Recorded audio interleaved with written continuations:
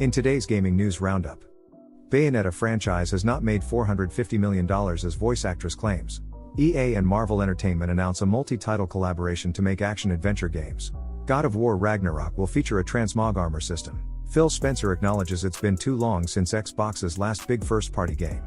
Let's jump right in. The Bayonetta voice acting scandal continues as former Bayonetta voice actress Helena Taylor claims the franchise has made $450 million in lifetime revenues, but that's not the case, and no one is really sure where she got the figure.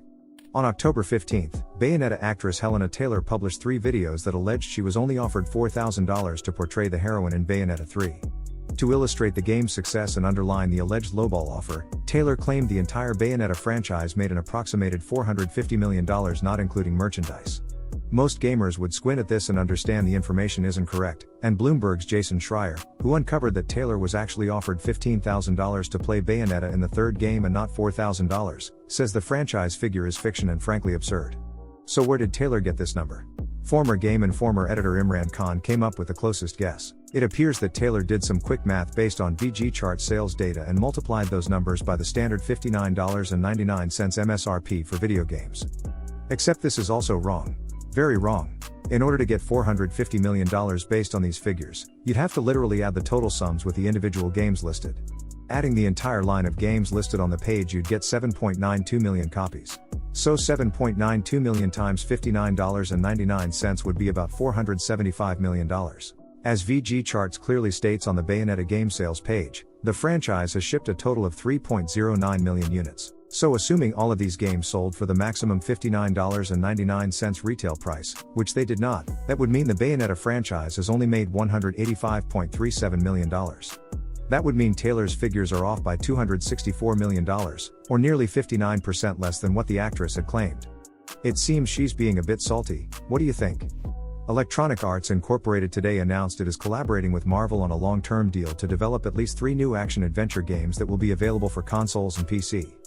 Each of these games will be their own original story set in the Marvel universe, with the first title in development being a single-player third-person action-adventure Iron Man game coming out of Motive Studios.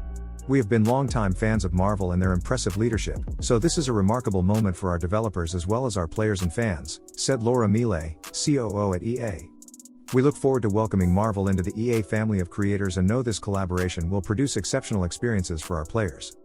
We can't wait to see players' reactions when they suit up as Iron Man and do the extraordinary things this superhero is known for. Are you excited for these new Marvel project announcements? Sound off in the comments below. It seems that Santa Monica is listening to fans, as God of War Ragnarok will feature one of the most requested features from God of War 2018, that being a transmog system for your armor. As confirmed in a recent live-voiced Q&A session on the official Santa Monica Studios Discord channel, God of War Ragnarok's combat design lead, Mir Sheth, confirmed that there would indeed be a transmog system this time around. The question asked was as follows. Since we're talking about armor, I like to look good. Alright, everyone at the studio knows this about me. Fashion first for Kratos, of course. I know one of the requests for 2018 was the ability to maybe have the stats you want, but give Kratos the runway look you want. So this is a question from Spirit Wolf and a lot of other people. Will there be an armor transmog system? Mir Sheth replied, the short answer is yes. There is a way to do it, it's there in the game. This is fantastic news. For those unaware of what a transmog system is, it essentially allows you to keep the stats of a specific gear while also allowing it to look like another. That means no more having to wear an ugly armor set because the stats are better, as you can refashion it to look like one of the better looking armor.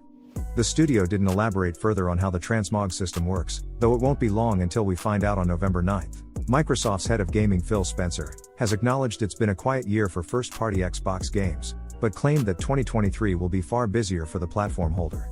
By the end of 2022, 5 games will have been published by Xbox Game Studios this year, but only one of those, Obsidian's Pentiment, will be an all-new game developed internally.